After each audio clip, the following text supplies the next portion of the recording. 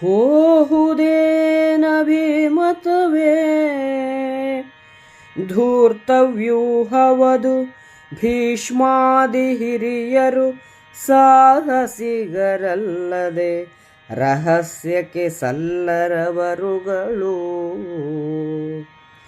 ಕಾಹುರರು ಕೌರವರು ಸಮರೋತ್ಸಾಹ ಶಕ್ತಿಗೆ ಠಾವದಲ್ಲ, ವ್ಯಾಹತವೆ ಮತವೆಂದು ಭೀಮಾದಿಗಳ ಬೆಸಗೊಂಡ.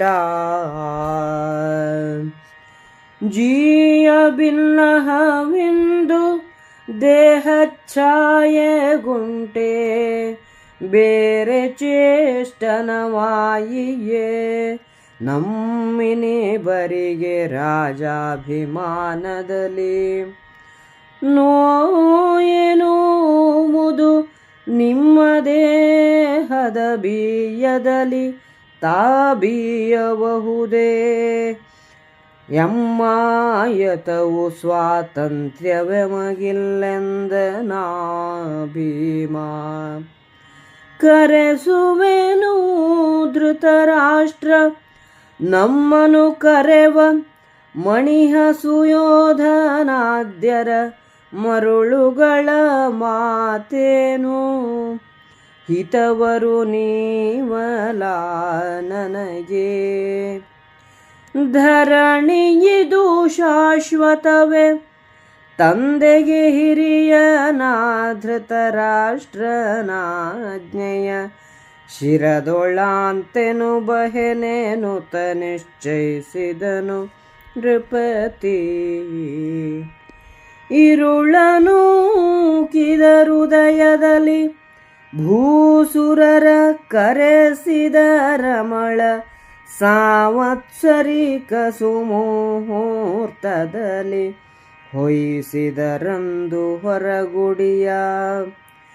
ಪುರದ ಕಾಹನು ಸಚಿವ ಸಾಮಂತರಿಗೆ ನೇಮಿಸಿ, ಸಕಲ ದಳ ಮೋಹರದ ದೆಕ್ಕಾಳವನು ಕಂಡನು ಪುರವ ಹೊರವಂಟ.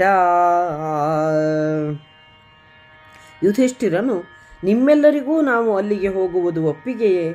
ಅದು ಧೂರ್ತರ ವ್ಯೂಹ. ಭೀಷ್ಮನೇ ಮೊದಲಾದ ವೀರರನ್ನು ಅವರು ಆಪ್ತ ಸಮಾಲೋಚನೆಗೆ ಕರೆಯುವುದಿಲ್ಲ.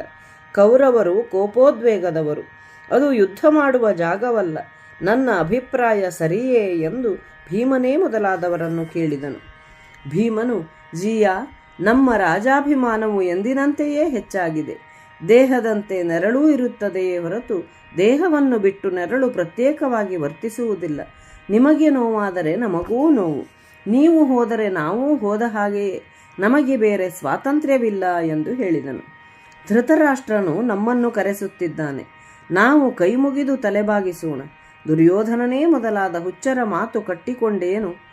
ನೀವು ನನಗೆ ಹಿತೈಷಿಗಳು, ಭೂಮಿಯೊಡೆತನ ಶಾಶ್ವತವಲ್ಲ. ದೊಡ್ಡಪ್ಪನ ಮಾತನ್ನು ತಲೆಯ ಮೇಲೆ ಹೊತ್ತು ಬರುತ್ತೇನೆ ಎಂದು ಯುಧಿಷ್ಠಿರನು ನಿಶ್ಚಯಿಸಿದನು.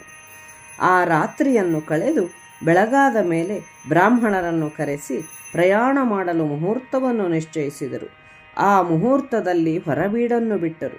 ಇಂದ್ರಪ್ರಸ್ಥ ನಗರವನ್ನು ಕಾಯುವ ಕೆಲಸಕ್ಕೆ ಮಂತ್ರಿಗಳು ಸಾಮಂತರನ್ನು ನೇಮಿಸಿ ತನ್ನ ಬಲವನ್ನು ನೋಡುತ್ತಾ ಊರನ್ನು ಬಿಟ್ಟು ಹೊರಟನು.